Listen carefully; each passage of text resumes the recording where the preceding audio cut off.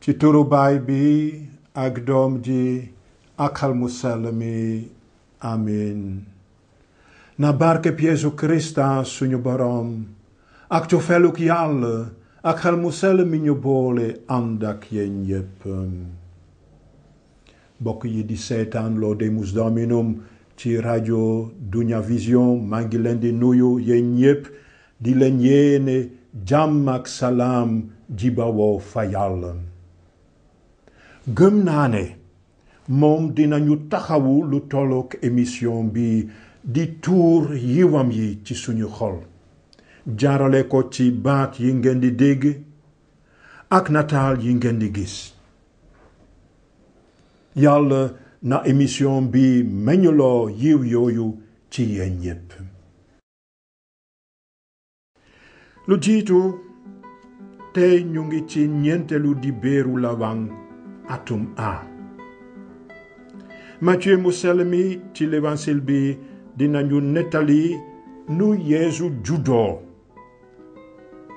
Yàlla sorewu ko woon xelam mu sell mi àndoon na ci. loolu la malaakam borom bi feeñal Yosef ci gént naan Yosef doomu Dawid bul ragala jël ci sa kër sa seet Maryaama ndege ci kattanuk xel mu sell mi la ëmbee dina jur doom ju góor nga tudde ko Yeesu. nañu ubbil Yàlla suñu xol. ci ñaareelu wàll wi dinañu wéyal suñu njàngale mi jëm ci téere bu ndaw bi ñu tuddee ordo liturgique. tey dinañu gën a firi lu di am atum jàngu bi une année liturgique bàyyi suñu xel ci melo yiy ànd ak at moomu. ci wàllu prier avec les psaumes dinañu ñaanandook yéen psaume 24 di ab psaume buy ànd ak jamonoy Lawang. baatam yi bunt lañu ngir teral borom bi Yeesu. ñetteelu wàll wi di démb ak tey. dimanche bi weesu njaboot yu bare dem nañu pèlerinage Popenguine. les équipes Notre-Dame et la commission de la pastorale des familles ñoo ko doxal. jox ko cadeau gi couple marié bâtisseur des ponts maanaam àndandoo aji sey di tabaxkati pom. ca émission boobu weesu dig nañu leen a woon ci lu gàtt nu pèlerinage boobu demee.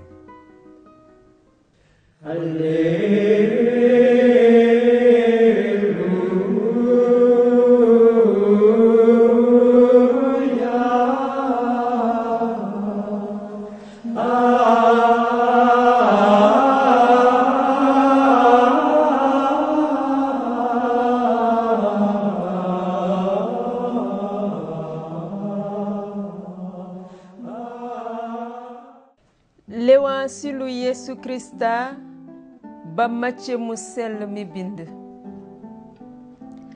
nile la Yeesu Krista juddoo. ndeyam Maryaama bi ñu ko mayee Yosef laata ñuy ànd mu ëmb ci pexem xel mu sell mi.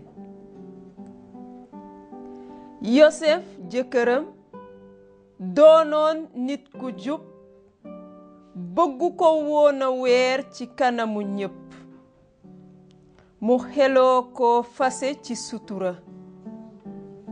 waaye ba muy mébét loola malaakaam borom bi feeñu ko ci gént ne ko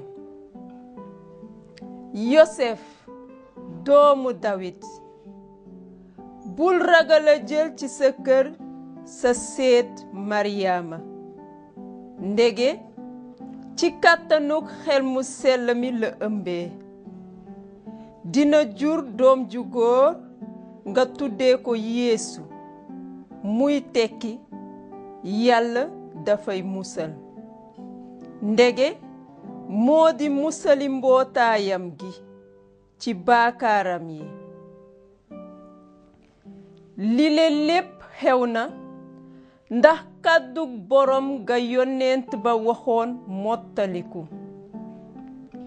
xeeg ba dina ëmb jur doom ju góor dina ko tuddee Emmanuel maanaam Yàlla ak ñun ba Yosef yeewoo ca nelawam mu def la ko malaakam borom bi yebaloon mu jël jabaram indi ko këram baatum borom bi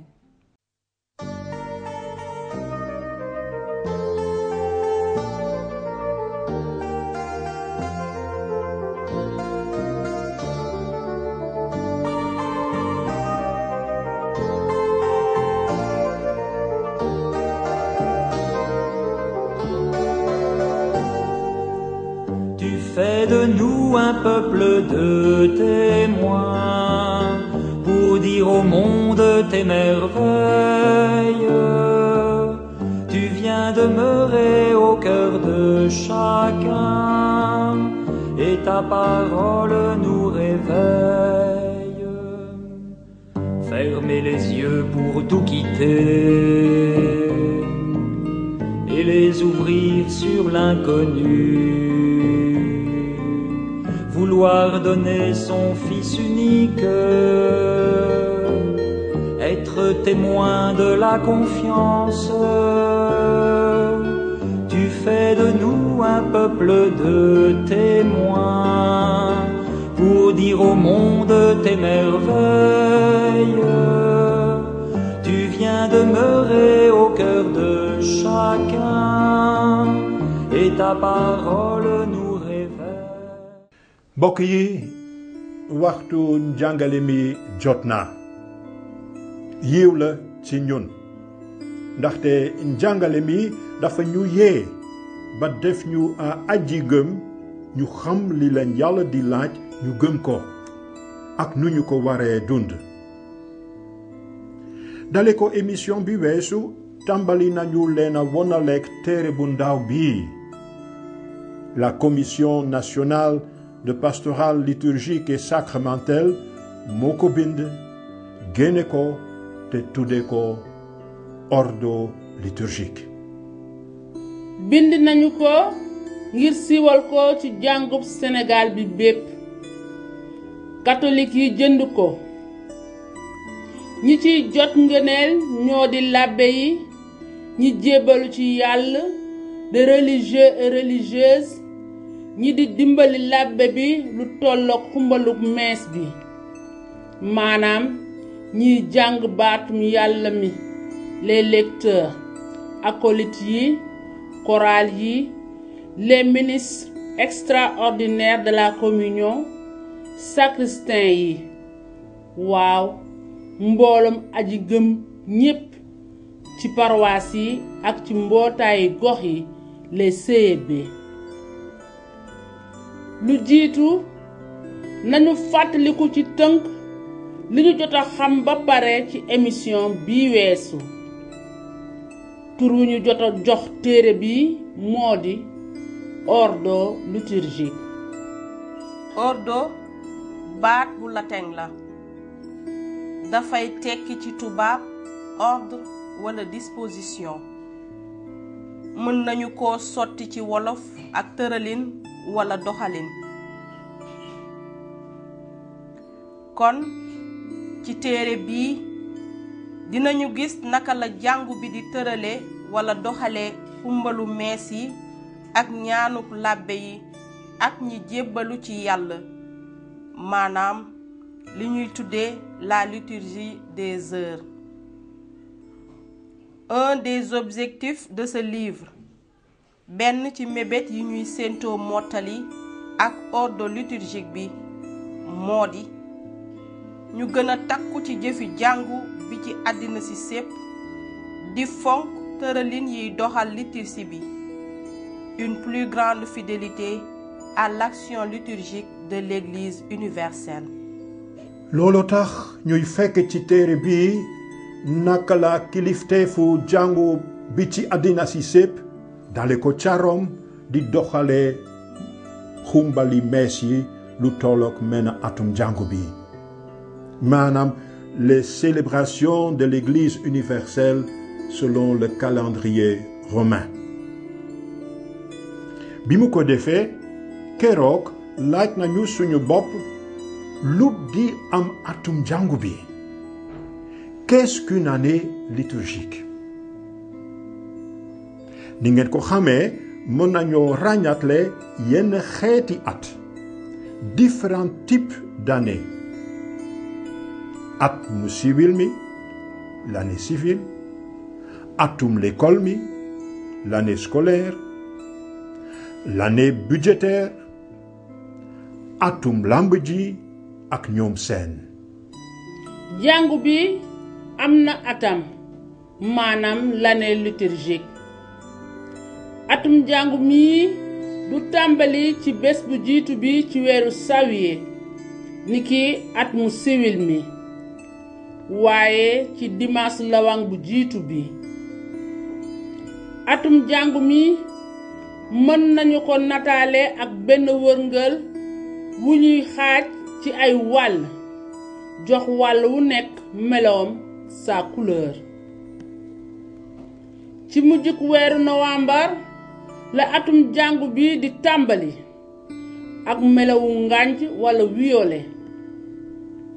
bu ñu jëmee kanam ci suñu wërngël dañu taseek melowu weex wi ba pare ñu dugg ci melaw wu nëtax walla wert wi. ñu duggati ci jeneen jamono ju ñuy mendargale melawu ngànj. bu ñuy xool bu baax nañu ràññ it yenn rëdd yu sew ci melawu xonq en rouge. ba tey ñeenti melo lañuy gis ci wàlli atum jàngu bi dans les différentes sections de l'année liturgique. ngànj wala violet, weex, nëtëx wala wert ak xonq. melo yooyu lañuy nemmeeku itam ci yére yi labbe bi di sol lu tollook mees bi. nanu ko xooli fu gën a jege.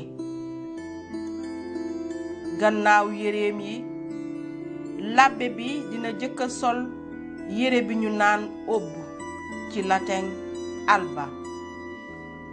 tur wi dafay tekki yére bu weex. ñan ñoo ko mën a sol? lewek yi, labbe yi ak jaakar yi. waaye itam ñi leen di dimbali niki acolyte wala servant de messe yi, lecteur yi maanaam ñi jàngal mbooloo mi baatum yàlla mi ak ñi jottali chrétien yi communié bi ci biir messe bi, les ministres extraordinaires de la communion. ñoom ñépp niki l'abbé bi dinañu sol obe di yére bu weex ngir wone ne dañu bokk ci jëfkati liturgie bi. ci kaw yére bu weex bi l'abbé bi dina teg li ñu naan ci tubaab l'étole, stola ci latin, liy tekki dara li mu teg ci kaw yére bu weex bi, mise au-dessus de l'aube. Il s'agit d'une longue bande d'étoffe qui comporte 2 pans égaux assortis aux couleurs liturgiques. l'étole ñi ñu fal jaakar, labbe wala lewek rekk ñoo ko mën a sol. ci màndarga moomu lañuy ràññee ak a xàmmeeñ ki ko sol ne fal nañu ko. ngir jàng mees labbe bi wala lewek bi dina ci yokk yére bu ñu naan ci tubaab la chasuble, cassoula ci latin, le vêtement de dessus. nii lañ koy solee. baatub cassoula ci latin dafay tekki kabaan néeg bu ndaw walla berkele wax dëgg yàlla dafay mel ni làbbe bi dafay muure boppam ak benn berkele bu ndaw une petite tente. ni ngeen ko gisee melo yu ñu taseel ci wërngalu atum jàngu bi ñu ngi feeñ it ci yére yi làbbe bi di sol am mu sol étole ak chasuble yu ngànj yu violet wala mu sol étole ak chasuble yu weex am mu sol étole ak chasuble yu nëtëx wala wert wala mu sol étole ak chasuble yu xonq melo yi muy soloo dañu méngoog melo yi ñuy ràññee ci sunu wërngalu atum jàngu bi ni ñu ko déggee sànq ñi jege labbe bi di ko dimbali ci xumbal mees bi ñoom it dañuy sol ab yére bu weex une robe ni moom waaw sax su mënee am acolyte yi ñoom ñi nekk ci wetam di ko topp fu nekk ak ñi jàng baatum yàlla mi dinañu teg ci seen kaw robe dara lu niiroo melo ak étole wala chasuble li labbe bi di sol melo yooyu dañu koy gis it ci li ñuy muure l'autel bi ak crédence bi maanaam taabal fi ñu teg lépp li ñu jëriñoo lu tollook mees bi ak it lambon di jàngukaayu baatum yàlla mi gannaaw bu ñu limee melo yi gën a feeñ ci xumbal mees bi mën nañoo laaj suñu bopp lu di maanaay melo yooyu ndax melo yooyu bëgg nañoo jotali ak xibaar est-ce que les couleurs ont un message à nous communiquer nañu teg bët di jéem a firi maanaay melo yi jàngu bi di jëriñoo lu jiitu melow weex wi melow wi dafay wone lu sell te laab lu àndul ak benn gàkk waaye itam lépp lu jege yàlla te ànd ak ndamam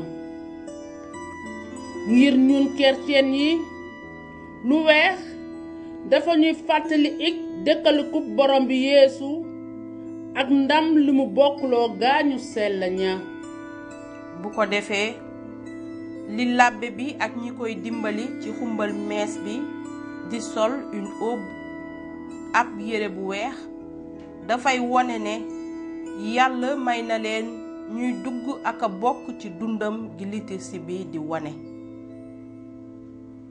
Monseigneur Robert Légal di borom xam-xam ci mbirub liturgie nee na les prêtres les officiants et leurs assistants revêtent l'aube pour les célébrations liturgiques en signe de leur insertion par les rites sacrés dans la vie même de Dieu qu'exerce la liturgie. ñaareel bi melo bu xonq bi melo wi dafay fàttali deret ak safara bu ñu ko jëriñoo dinañu xalaat seedees cofeel ci sut yépp maanaam seedees ñi jébalu ci yàlla ba tuur seen deret di martir yi rawatina ki leen ci raw di borom bi yeesu mi jébalu ca croix ba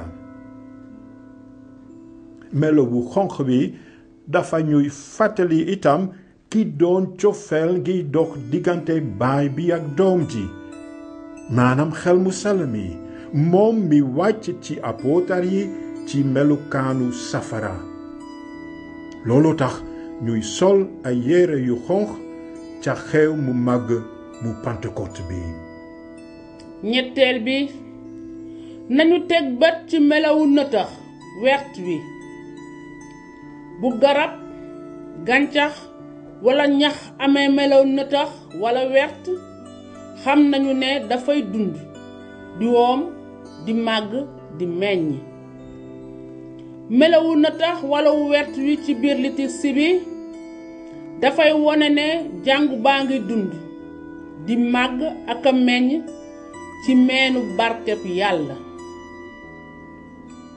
ñeenteel bi melawu ngànj wi welo wi. melaw wi ci boppam dafa xaaw a lëndëm sombre di wone nakar ak dëddu àddina. dañu koy jëriñoo ci jamonoy rëccu ak a tuub itam bu ñuy ñaan yàlla mu aar ñu ci li bon di ñu woomalal ngóob mi ak itam ci meesi dëj. gannaaw ñeenti melo yi ñu xam ba pare liturgie jàngub Rome la liturgie romaine dafay jëriñoo yenn saa yeneenati ñaari melo maanaam melo wu ñuul wi ak wu xonkaale wi la couleur rose. melo wu ñuul wi moo di meloy dëj ca tugal.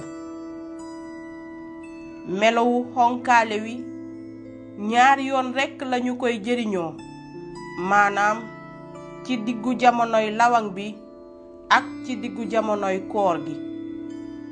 dafay wone ne dañu jëm kanam ci jamonoy tuub ba séentu xaat bànneexub nowel walla bànneexub paak. melaw yi ci seen bopp waaye itam ci biir liturgie bi dañu ñuy jottali ay xibaar des messages. dëgg la duñu jëriñoo ay baat yoo xam ne dañu leen di déggee suñuy nopp waaye dañu ñuy yëgloo dara duñu laal ci suñu yëg-yëg dans nos sentiments. itamit melo yi dañu ñuy dimbali ak yóbbu dale ko ci lu ñuy gis ak a laal ba fa lañu dul gis te mënatuñu koo laal. waaw dañu ñuy dimbali ci ngëm ndaxte nii lañuy firee ngëm gi ci bataaxal ba ñu yónnee yaawur ya xaaj 11 verset 1 ak 2 naan. ngëm gi moo ñuy may ñu jot léegi li ñu yaakaar te ñu xam bu wóor li ñu mënagul a gis. mbokk yi mënuñu xumbal liturgie bi te àndul ak ngëm. ci xumbal liturgie bi ngëm dinañu yóbbu dale ko ci li ñuy dégg ak a gis le tangible par exemple ay melo des couleurs ba fa lañu dul gis. yoon wi di ñëw dinañu dellusi ci fànnu ngëm boobu ci biir liturgie bi.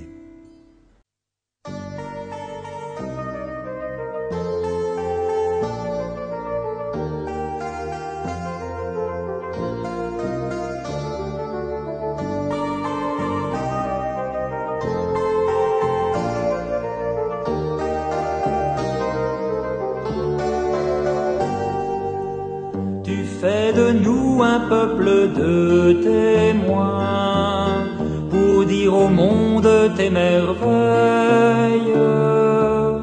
Tu viens demeurer au cœur de chacun et ta parole nous réveille. Fermer les yeux pour tout quitter et les ouvrir sur l'inconnu. Vouloir donner son Fils unique, être témoin de la confiance. Tu fais de nous un peuple de témoins pour dire au monde tes merveilles. Tu viens demeurer au cœur de chacun et ta parole nous révèle.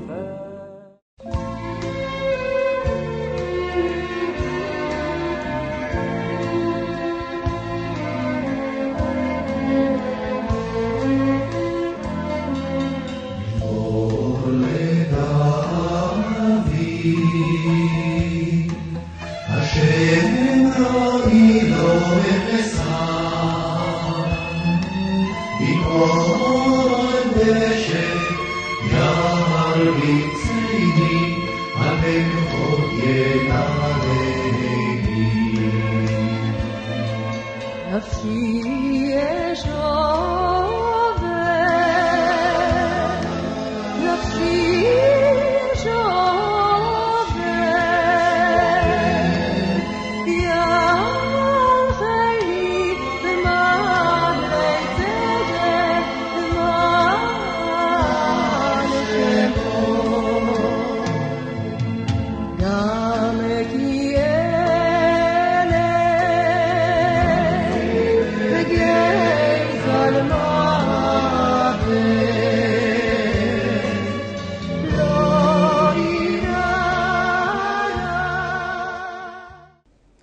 yàlla moom àddina si ak li mu ëmb suuf seek ak ñi ci dëkk ñépp moo ko sàkk ci kaw géej yi dëj ko ci kaw ndox yi ku mën a yéeg ca tundu borom bi ku di taxawi ci biir këram gu sell ga moo di ki ci xol bu laab bi ak loxo yu set yi mësul te du jaamu xërëm kooko dina jot ci barkeb borom bi ci yolub yàlla musalkatam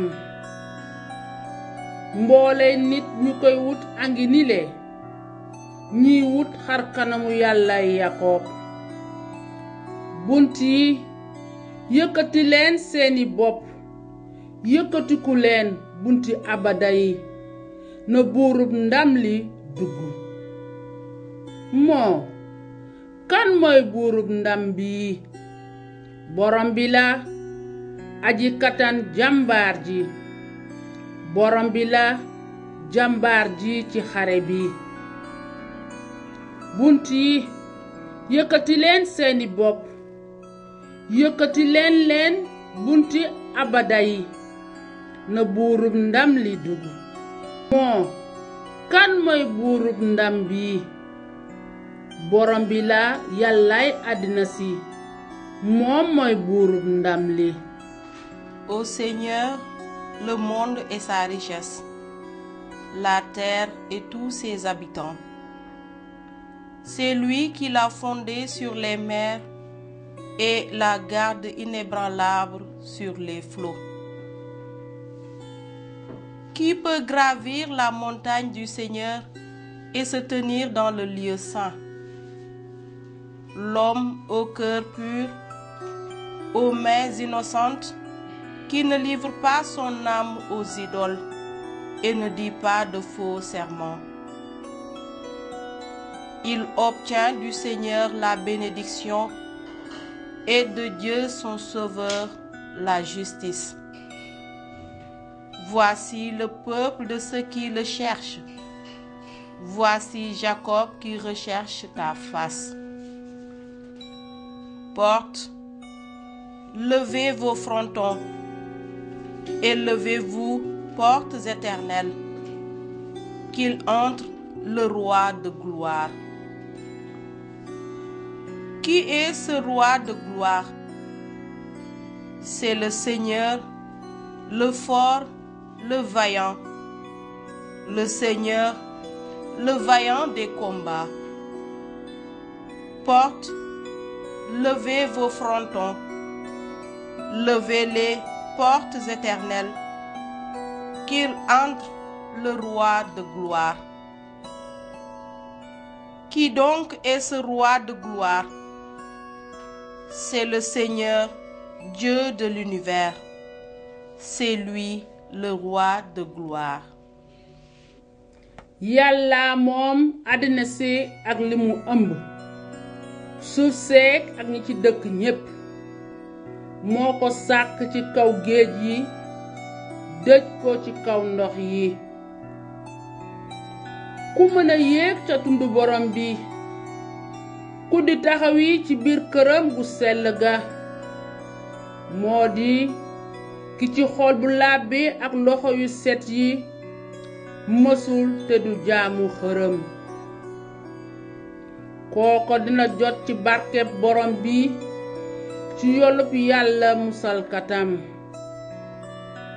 mboole nit ñu koy wut angi nile ñiy wut xar kanamu yàllay Yakob bunt yi yëkkati leen seeni bopp yëkkatiku leen bunti abada yi na buurub ndam li dugg moo kan mooy buurub ndam bi borom bi la aji katan jàmbaar ji borom bi la jàmbaar ji ci xare bi bunt yi yëkkati leen seeni bopp yëkkati leen bunti abada yi na buurub ndam li dugg moo kan mooy buurub ndam bi borom bi la yàllaay àddina si moom mooy buurub ndam li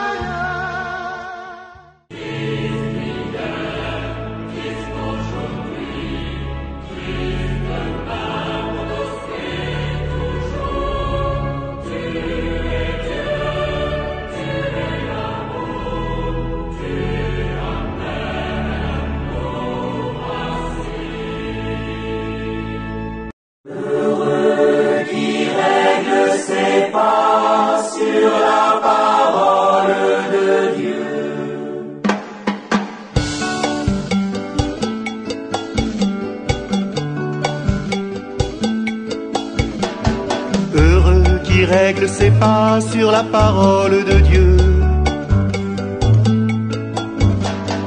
Heureux qui règle ses pas sur la parole de Dieu. Heureux les hommes intègres dans leur voie, qui marchent selon la loi du Seigneur. Heureux ceux qui gardent ses exigences, ils le cherchent de tout cœur.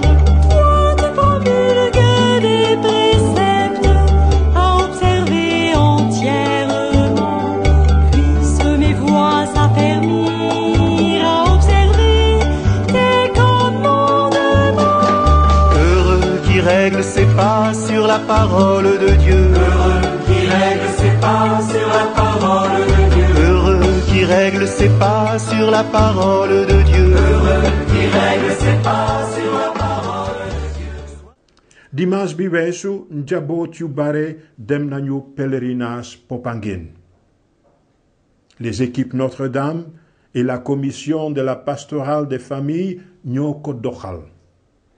jox ko cadeau gi couple marié bâtisseur des ponts maanaam àndandoo aji sey di tabaxkati pom ca émission boobu weesu dig nañu leena woon ci lu gàtt nu pèlerinage boobu demee. La congrégation des Pères du Saint-Sacrement, ceux qui connaissent, c'est Dakar, Saint-Joseph, Saint-Pierre, et à Thiès, la paroisse de Coudiavienne où je suis en ce moment. Donc, je suis au Sénégal depuis 1987 J'ai servi d'abord à Saint-Joseph, ensuite à Saint-Pierre, ensuite curé à Coudiadienne, ensuite curé à Saint-Joseph et maintenant je suis retourné à Coudiadienne comme vicaire. Pour ceux qui ne savent pas où est Coudiadienne, Coudiadienne est à quelques kilomètres de Tivaouane. Donc, t'es Amnanu Gamu, et Mambaina Gamu pour Andakien Fichi, pèlerinage.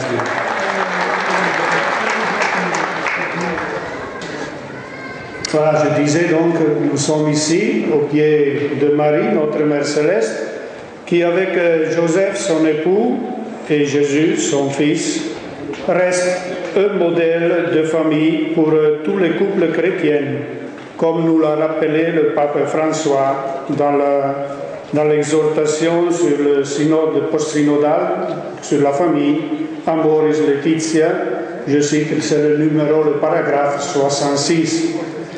L'alliance d'amour et de fidélité dont vit la Sainte Famille de Nazareth illumine le principe qui donne forme à toute famille et la rend capable de mieux affronter les vicissitudes de la vie et de l'histoire. Sur cette base, toute famille, malgré sa faiblesse, peut devenir une lumière dans l'obscurité du monde. Et le pape cite à ce moment-là le discours que le pape Paul VI avait fait à Nazareth, une leçon de vie familiale. Que Nazareth nous enseigne ce qu'est la famille, sa communion d'amour, son austère et simple beauté, son caractère sacré et inviolable. Apprenons de Nazareth comment la formation qu'on y reçoit est douce et irremplaçable. Apprenons quel est son rôle primordial sur le plan social. Si vous avez accueilli l'appel et l'invitation à vivre cette démarche de foi qui est le pèlerinage, et surtout à le vivre en famille, cela signifie que, voilà, comme le pape le suggère, malgré les nombreuses difficultés et menaces même qui pèsent sur la famille, et dans plusieurs pays du monde en assombrissent vraiment l'horizon, malgré les nombreuses difficultés et de tout genre auxquelles les familles sont confrontées au quotidien, déjà dans vos cœurs, les sentiments de gratitude envers Dieu, sentiments d'espérance par rapport à l'avenir de la famille, voilà, sont plus forts que la tentation du découragement, du désengagement, de la résignation et de la fatalité, comme s'il n'y avait plus d'espoir, comme si tout était perdu. C'est un peu, je crois, la tentation auquel nous devons faire face et de laquelle nous devons nous méfier. Vis-à-vis de toutes ces menaces, de toutes ces attaques dont la famille dont fait l'objet la famille, on ne doit pas nous laisser prendre par le découragement, par cette tentation de résignation, de fatalité. Le pape François nous encourage sur cette voie. Et il nous dit « Je rends grâce à Dieu du fait que beaucoup de familles qui sont loin de se considérer comme parfaites vivent dans l'amour, réalisent leur vocation et vont de l'avant, même si elles tombent souvent en chemin. » Il n'y a pas de famille parfaite. Le pape ne se fait pas d'illusions, et nous non plus. Nous savons bien que dans toute réalité humaine, la perfection n'existe pas. Mais ça ne veut pas dire que, parce qu'il n'y a pas la perfection, parce qu'on a des difficultés, on ne puisse pas, vivre sincèrement, profondément certaines choses. Voilà, en chemin, ces réalités qui nous préoccupent sont des défis. Ne tombons pas dans le piège de nous épuiser en lamentation autodéfensive. Ça ne servirait à rien d'être là tout simplement à récriminer, à pleurnicher sur nous-mêmes, à pleurnicher sur les difficultés qu'on rencontre. Au lieu de réveiller une créativité missionnaire. Si nous voyons beaucoup de difficultés, elles sont, comme l'ont dit les évêques de Colombie, un appel à libérer en nous les énergies et l'espérance, en les traduisant en rêves prophétiques en action qui transforme et en imagination de la charité. Voilà, les difficultés sont des défis. Les défis demandent d'être relevés. Les défis ne demandent pas de se enfermer en soi-même, mais plutôt de faire preuve d'imagination, de créativité. Et je pense pour nous, surtout dans le cadre dont nous sommes maintenant, fait appel aussi à notre foi. C'est une raison, une occasion de renouveler notre foi au Seigneur, en sachant que c'est Dieu, celui qui conduit l'histoire.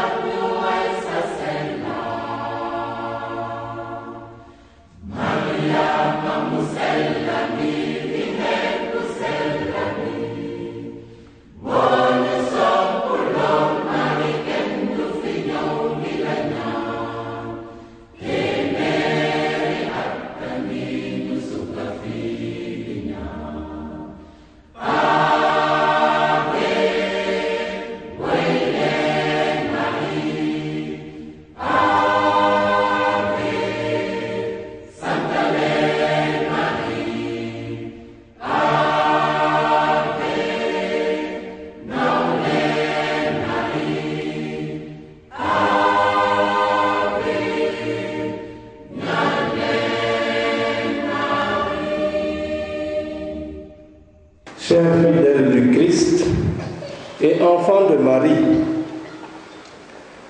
amis pèlerins,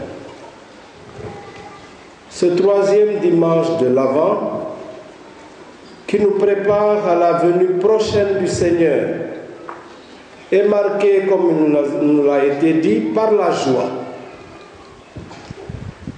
Joie sereine et recueillie de la Vierge de Nazareth qui attend la naissance de son enfant dans la ferveur, en compagnie de Saint Joseph, son chaste époux. Joie aussi pour nous de nous savoir aimés de Dieu, au point qu'il envoie son Verbe éternel s'incarner dans notre vie d'homme. Nous vivons donc ainsi dans la proximité de l'avènement du Seigneur, qui réalise la promesse faite autrefois à nos pères dans la foi. Cette proximité de Noël nous est d'ailleurs bien transmise par l'invitation pressante de l'antienne d'ouverture, qui est inspirée du texte de Philippiens.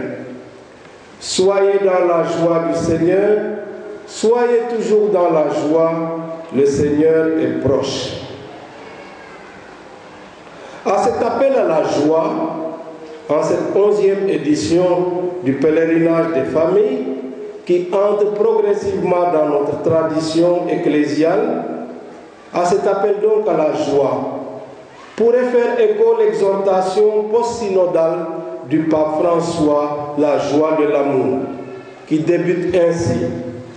La joie de l'amour qui est vécue dans la famille est aussi la joie de l'Église. Quel est donc cet amour? Quel est le contenu de cette joie? Et que cherchons-nous en venant ici à Popenguine, alors que de nombreux musulmans sont à Tivaouane et ailleurs pour la fête du Mawlud? Je note que quand nous nous étions retrouvés ici, le 19 novembre dernier, pour ordonner 2 nouveaux prêtres, cela coïncidait encore avec la fête du Magal de Touba. C'est-à-dire que nous vivons au sein d'un peuple profondément religieux, chacun suivant son chemin selon le don de Dieu.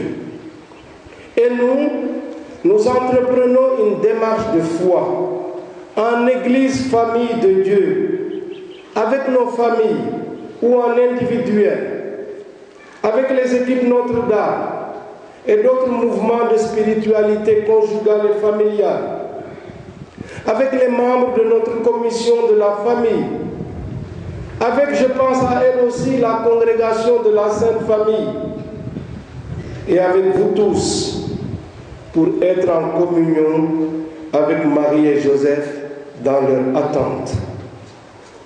Et il est bon de nous entendre dire, inviter à la joie de l'amour dans la famille. Je voudrais remercier en votre nom à vous tous le Père Nino pour l'enseignement qu'il nous a donné ce matin. Une des choses qui m'a frappé, cher Père, c'est quand vous dites que Dieu met sa réputation entre nos mains. Avec ce défi, sommes-nous capables de vraiment faire respecter la réputation de Dieu? Et ça me fait penser à Ézéchiel 36. Le Seigneur reproche à son peuple exilé à Babylone de laisser les païens dire n'importe quoi sur lui. Et ils disent, lui le Seigneur, pour sauver l'affront qui m'est fait, je viendrai, je vous libérerai de l'oppression. Je verserai sur vous une eau pure et je vous serai purifié. Je vous donnerai un cœur nouveau et un esprit nouveau. Bien souvent, nous sommes en deçà de pouvoir défendre la réputation de Dieu. Vous avez dit, cher Père, une deuxième chose qui m'a beaucoup frappé. Vous avez insisté sur cette mission de pont que doivent jouer les parents vis-à-vis de leurs enfants. Et vous avez parlé de messe des enfants, c'est bien, mais pourquoi pas messe des familles? Oui, il est important que les enfants soient à nos côtés quand nous venons prier. Ça me rappelle d'ailleurs une petite histoire, je la raconte en pensant aux enfants. Quand j'étais curé à Malenfant, il y a un enfant qui était sûr que Jésus, il est dans le tabernacle. Mais qu'est-ce qu'il fait dans le tabernacle? Il dit il doit s'ennuyer un peu d'être là tout seul.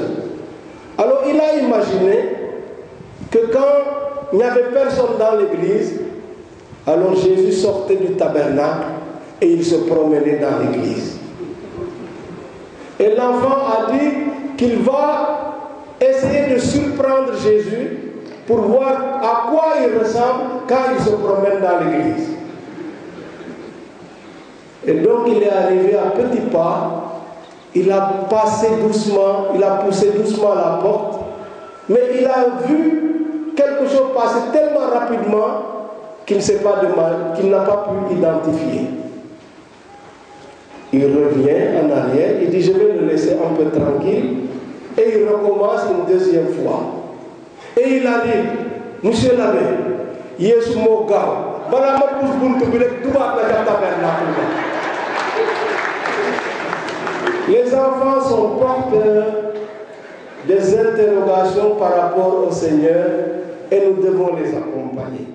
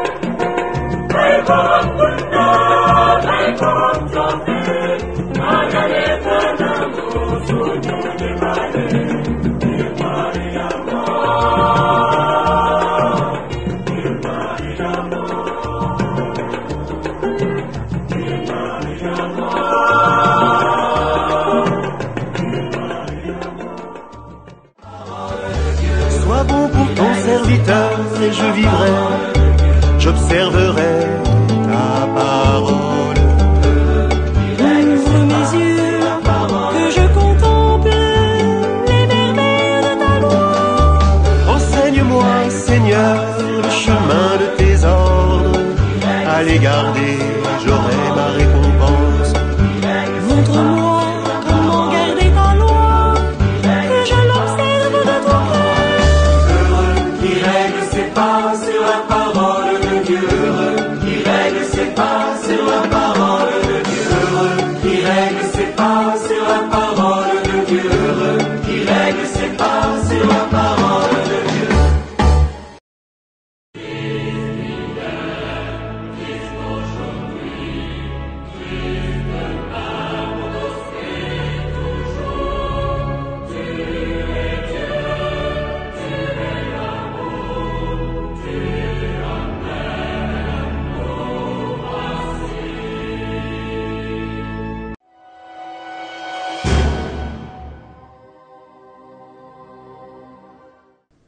mbokk yi bésoo bés ñu ngi jege ci xew mu màgg mi di Noël, la solennité de la nativité du Seigneur. jamonoy lawang dafa ñuy may bunt ngir waaj ndax teral borom bi Yeesu ci suñu biir xol, waaw gën ko teralaati ci suñu diggante. loolu lañu ñaan sànq ci psaume 24 di ab psaume buy ànd ak jamonoy lawang naan bunt yi yëkkati leen seeni bopp yëkkatiku leen bunti abada yi na buurub ndam li dugg moo kan mooy buurub ndam bi borom bi la yàlla yi àddina si moom mooy buurub ndam li mbokk yi yàlla na borom bi Yeesu dugg ci suñu xol di ñu indil baneex bi dëgg ci xew yi ñuy xelmati ci jàmm